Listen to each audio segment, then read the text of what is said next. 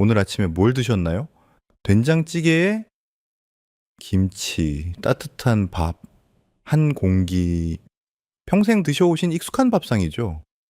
그런데 어르신, 그 밥상이 지금 이 순간에도 신장을 조용히 무너뜨리고 있다면 믿으시겠습니까?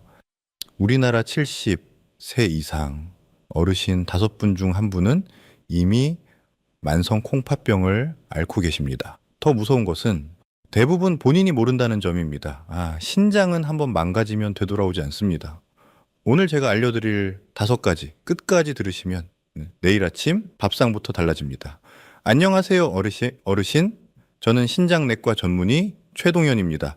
20년 가까이 수많은 환자분들의 신장을 곁에서 지켜봐 왔습니다. 진료실에서 제일 가슴이 아플 때가 언제인지 아십니까? 멀쩡하게 지내시다가 검사 결과를 받아 드시고는 눈물을 흘리시는 어르신들을 볼 때입니다. 얼마 전에도 68살 어르신 한 분이 정기 건강검진을 받으셨는데 신장 기능이 이미 30%밖에 남지 않은 상태였습니다. 평소에 아무런 증상이 없으셨기 때문에 전혀 모르고 계셨던 겁니다. 신장은 우리 몸속에서 하루 종일 쉬지 않고 일하는 정수기와 같습니다.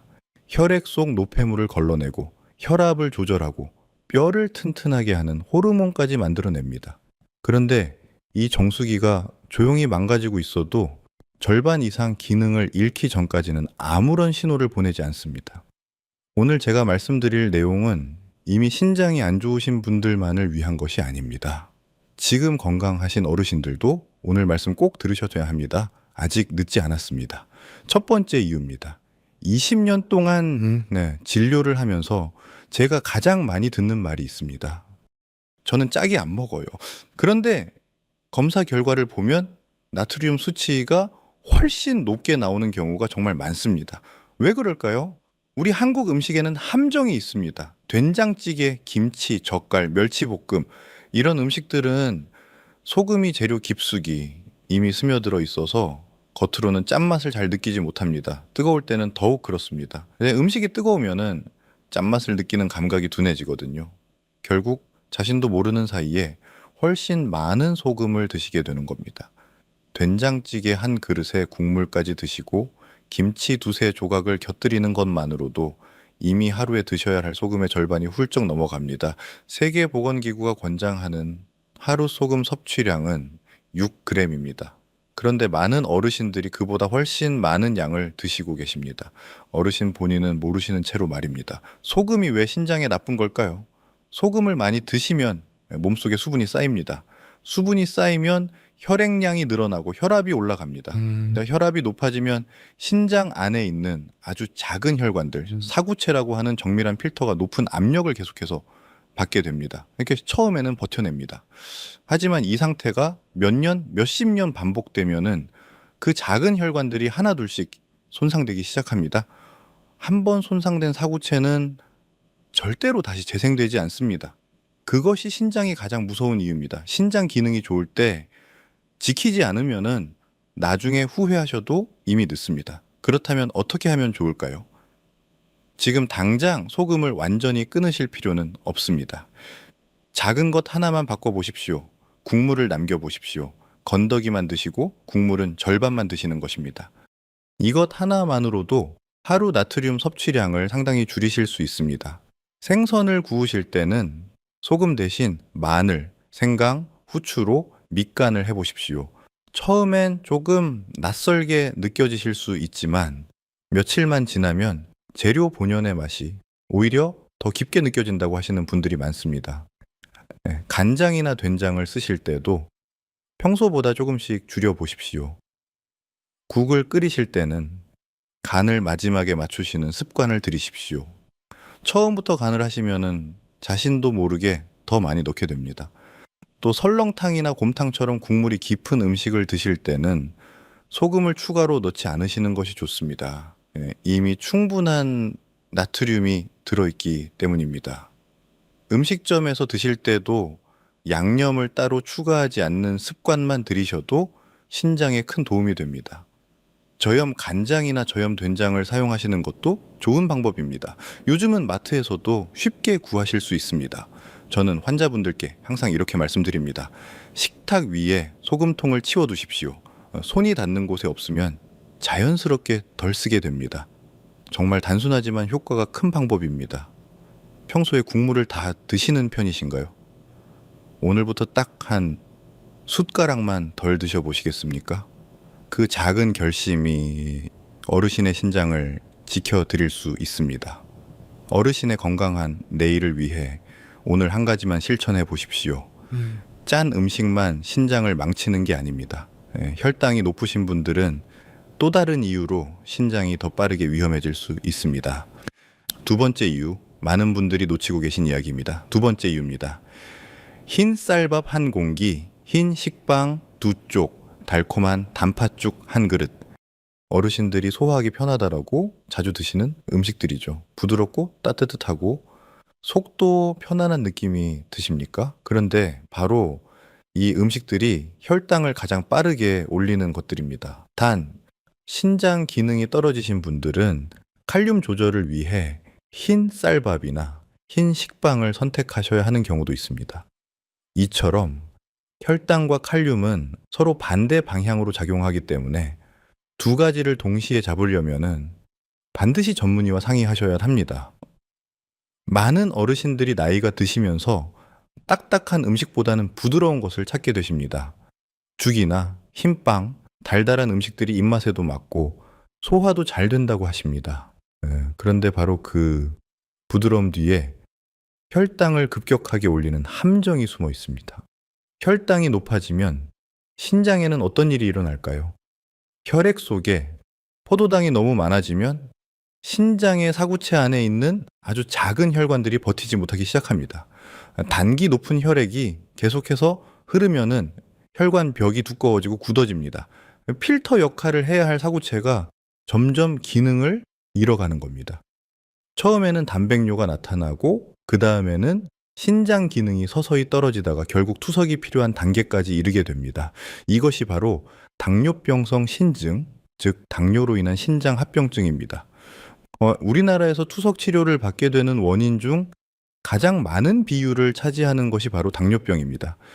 2023년 기준으로 우리나라 성인 10명 중 거의 1명이 당뇨를 앓고 있습니다. 더 중요한 것은 당뇨가 있으신 분들 중 상당수가 신장이 이미 손상되고 있다는 사실을 모르신다는 점입니다. 증상이 없기 때문입니다. 당뇨는 소리 없이 신장을 갉아먹습니다. 느끼실 때는 이미 많이 진행되어 있는 경우가 많습니다.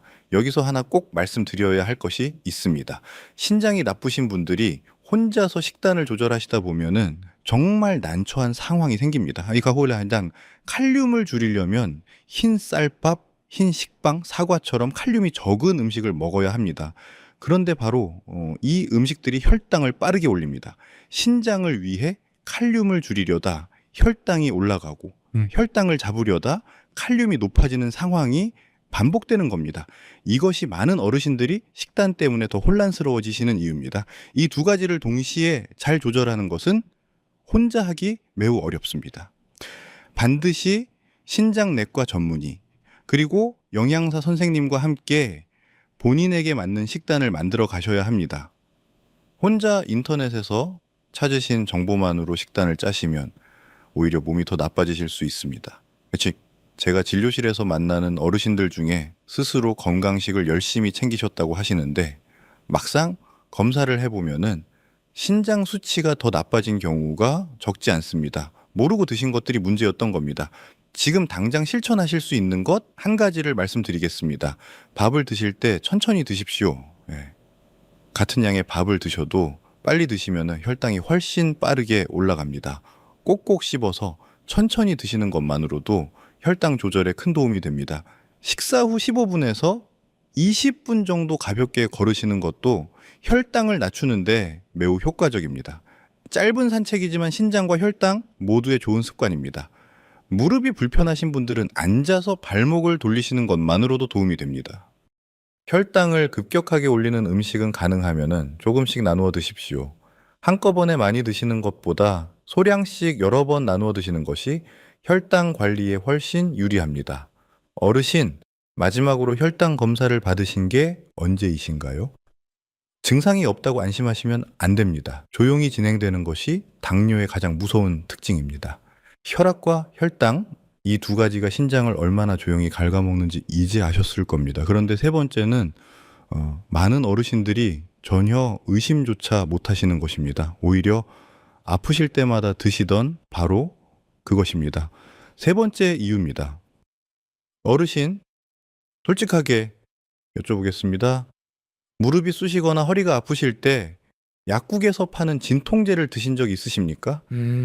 아마 대부분의 이제 어르신들이 그러실 겁니다. 이게 가까운 약국에서 쉽게 살 수 있고 먹으면 금방 통증이 가라앉으니까요. 그런데 그 약이 신장을 얼마나 위험하게 할 수 있는지 아십니까? 제가 진료실에서 만난 어르신 한 분이 계십니다. 70대 초반의 분이셨는데 수년째 무릎 통증 때문에 약국에서 소염진 통제를 사서 드셨습니다. 병원에 가기 번거로우시니까 그냥 약국에서 해결하셨던 겁니다. 증상도 없고 별로 불편하지도 않으셨기 때문에 아무 걱정이 없으셨습니다. 그런데 건강검진에서 신장 기능 수치가 크게 떨어진 것이 발견됐습니다. 원인을 찾아보니 오랜 기간 진통제를 반복해서 드신 것이 신장에 큰 부담을 주고 있었던 겁니다. 예, 얼마나 오래 드셨냐고 여쭤봤더니 거의 2년 가까이 거의 매일 드셨다고 하셨습니다. 본인은 그것이 신장을 망가뜨리고 있는 줄 전혀 모르셨던 겁니다. 이런 일이 생기는 이유를 쉽게 설명해 드리겠습니다. 우리가 흔히 먹는 소염 진통제, 의학적으로는 비스테로이드성 소염제라고 합니다. 이부프로펜이나 디클로페낙 같은 성분이 들어있는 약들입니다. 이 약들은 통증과 염증을 가라앉히는 과정에서 프로스타글란딘이라는 물질을 억제합니다. 그런데 이 프로스타글란딘은 신장으로 가는 혈관을 열어두는 역할도 함께 합니다. 약이 이것을 억제하면 신장으로 가는 혈류가 줄어들고 신장이 충분한 산소와 영양을 공급받지 못하게 됩니다. 쉽게 말씀드리면 신장으로 가는 수도꼭지를 조금씩 잠그는 것과 같은 겁니다. 처음에는 티가 나지 않습니다. 하지만 이 상태가 몇 달, 몇 년 반복되면 신장 조직이 서서히 손상됩니다. 그리고 그 손상은 되돌릴 수가 좀 없습니다. 실제 연구 결과를 말씀드리겠습니다. 2025 년에 서울대학교 연구팀이 우리나라 고령자 코호트 데이터를 분석한 연구가 국제 학술지에 발표됐습니다. 소염 진통제를 복용한 어르신들은 복용하지 않은 분들에 비해 만성 콩팥병 발생 위험이 약 1.46배 높았습니다. 그리고 신장 기능이 떨어지는 속도도 훨씬 빨랐습니다. 특히 이미 혈압이 높으시거나 당뇨가 있으신 어르신들에게서 그 위험이 더욱 컸습니다. 여기서 꼭꼭 말씀드리고 싶은 것이 있습니다. 이제 진통제가 무조건 나쁘다는 말씀이 아닙니다. 꼭 필요한 경우에 단기간 드시는 것은 다릅니다. 문제는 처방 없이 오랫동안 반복해서 드시는 것입니다. 많은 어르신들이 병원 가기 번거로우시다는 이유로 혹은 큰 병이 아니라는 생각에 약국에서 진통제를 사서 몇 달씩 드시는 경우가 있습니다. 이것이 신장에 쌓이는 피해는 생각보다 훨씬 큽니다. 고혈압약이나 이뇨제를 함께 복용하고 계신 분들은 특히 더 조심하셔야 합니다. 이 약들을 진통제와 함께 드시면 신장에 가해지는 부담이 2배, 3배로 커질 수 있습니다. 또한 탈수 상태에서 진통제를 드시면은 신장 손상이 더욱 빠르게 진행될 수 있습니다. 여름철에 물을 충분히 드시지 않은 상태에서 진통제를 드시는 것은 특히 위험합니다. 그렇다면은 통증이 있을 때 어떻게 하면 좋을까요? 무릎이나 허리가 아프실 때는 먼저 따뜻한 찜질을 해보십시오. 가볍게 스트레칭을 하시는 것도 도움이 됩니다. 이런 방법으로 나아지지 않는다면은 약국에서 직접 약을 사시기보다 의사 선생님께 진료를 받으시고 본인 상태에 맞는 처방을 받으시는 것이 훨씬 안전합니다. 신장 기능이 이미 떨어져 있으신 분들은 진통제의 종류와 용량을 반드시 전문의와 상의하셔야 합니다. 진료를 미루는 것이 결국 더 큰 비용과 더 긴 고통으로 돌아옵니다. 어르신 약은 아플 때 도움이 되지만 신장에는 조용한 부담이 될 수 있습니다. 편하다고 오래 드시지 마십시오. 진통제 이야기를 드렸는데 이번에는 많은 어르신들이 건강을 위해 일부러 챙겨 드시는 음식 이야기를 해드려야 할 것 같습니다. 운동하시면서 단백질을 신경 쓰시는 어르신들, 네 번째 이유 꼭 들어주십시오. 네 번째 이유입니다. 요즘 어르신들 사이에서도 근육을 지켜야 한다는 이야기가 많이 나옵니다. 나이가 들수록 근육이 줄어들고 근육이 줄면은 낙상 위험이 높아진다고 하니까요. 그래서 달걀을 하루에 두세 개씩 드시거나 닭가슴살을 챙겨 드시거나 약국에서 단백질 보충제를 사서 드시는 어르신들도 많아졌습니다. 건강을 위해 열심히 챙기시는 모습 정말 훌륭하십니다. 그런데 신장이 이미 약해져 계신 분들에게는 이 좋은 습관이 오히려 신장에 큰 부담이 될 수 있습니다. 단백질이 많다고 무조건 좋은 것이 아닙니다. 신장 상태에 따라 적절한 양이 달라집니다. 왜 그럴까요? 단백질은 우리 몸속에서 소화되고 나면 요소와 크레아티닌이라는 노폐물을 만들어냅니다. 이 노폐물은 오직 신장을 통해서만 걸러져 소변으로 빠져나갑니다. 신장이 건강한 분들은 이 과정이 문제없이 이루어집니다. 하지만 신장 기능이 떨어져 있는 분들은 이 노폐물을 충분히 걸러내지 못합니다.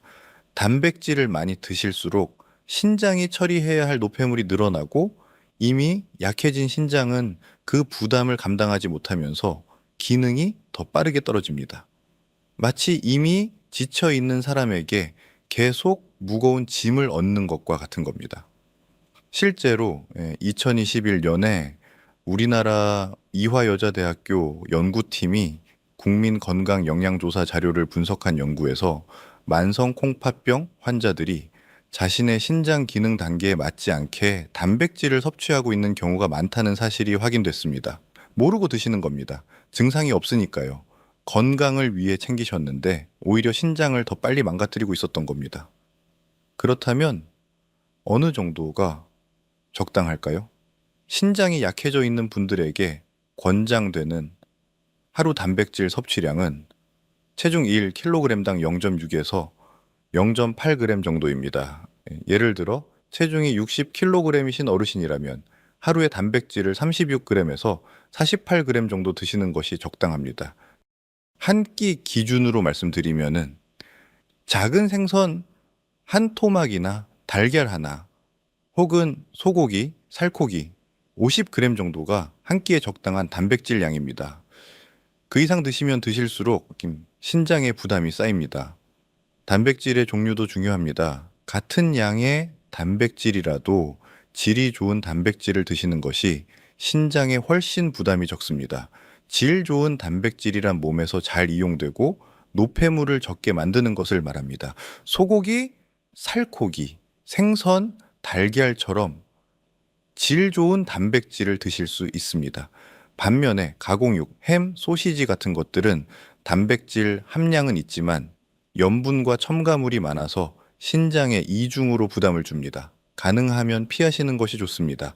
두부나 콩류도 단백질이 풍부한 식품이지만 신장 기능이 떨어진 분들은 과하게 드시면 칼륨과 인의 섭취도 함께 늘어날 수 있으니 주의가 필요합니다. 고기를 드실 때는 기름기가 적은 살코기 부위를 선택하시고 구이보다는 찜이나 수육처럼 기름을 빼서 조리하시는 것이 좋습니다. 조리 방법 하나만 바꿔도 신장에 가는 부담이 줄어듭니다. 드실 때 한 가지 더 기억해 주십시오. 단백질을 드실 때는 물을 충분히 함께 드시는 것이 좋습니다. 노폐물이 신장을 통해 잘 빠져나가려면 충분한 수분이 필요하기 때문입니다.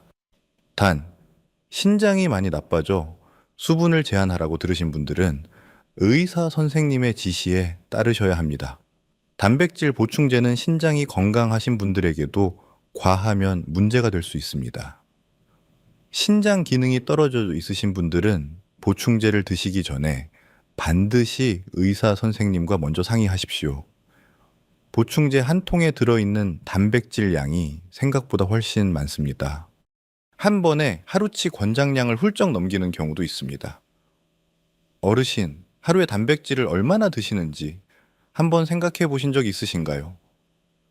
건강을 위해 챙겨 드시는 것들이 때로는 신장에 과한 짐이 될 수 있습니다. 적당히, 그리고 좋은 것으로 전문의와 상의하면서 드시는 것이 가장 중요합니다. 이제 마지막 이야기입니다. 오늘 제가 말씀드릴 내용 중 가장 중요한 것입니다. 많은 분들이 건강에 좋다고 믿어오신 바로 그 음식이 사실은 심장을 갑자기 멈추게 할 수도 있다는 이야기입니다. 끝까지 꼭 들어주십시오. 5번째 이유입니다. 오늘 말씀드릴 내용 중 가장 중요한 이야기입니다. 몇 해 전 일입니다. 70대 중반의 어르신 한 분이 응급실로 실려 오셨습니다. 갑자기 심장이 불규칙하게 뛰면서 정신을 잃으셨던 겁니다. 검사를 해보니 혈액 속 칼륨 수치가 위험한 수준까지 올라가 있었습니다. 가족분께 여쭤보니 그 어르신이 건강을 위해 매일 아침 당근과 시금치를 갈아서 녹즙을 드셨다고 하더군요. 몸에 좋다고 하니까 열심히 챙겨 드신 겁니다. 그런데 그 녹즙이 심장을 멈추게 할 뻔했습니다. 처음에 그 이야기를 들었을 때 저도 가슴이 철렁했습니다. 이제 열심히 건강을 챙기셨는데 그것이 오히려 가장 큰 위험이 되었으니까요.